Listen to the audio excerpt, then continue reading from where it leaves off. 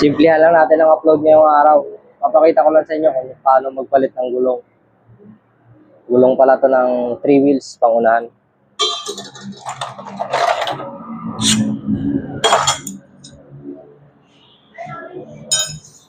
Sana walang silat. Ayos. Walang silat.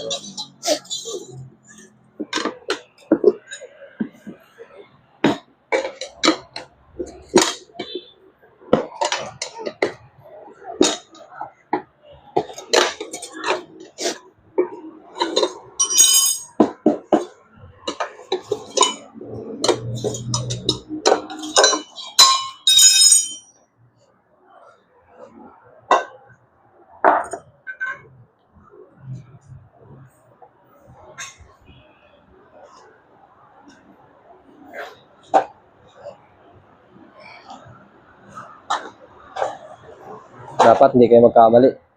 Makikita nyo sa gulong pala, meron niyang arrow kung saan siya papunta. Sundin nyo yun.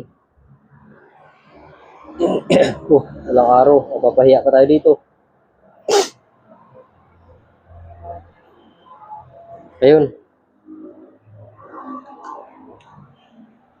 Ang liit pala ng arrow niya.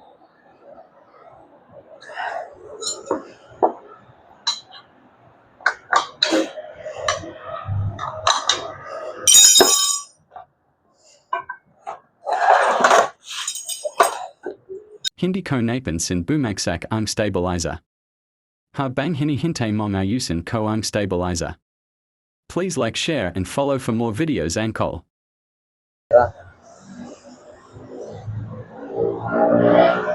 Hindi ko nila nakita yung super bilis kong pagpalit ng gulong. Naghahangin na ako.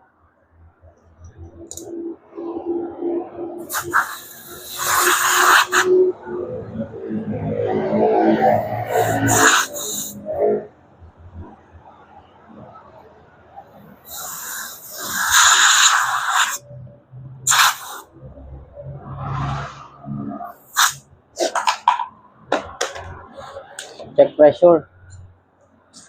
Basic.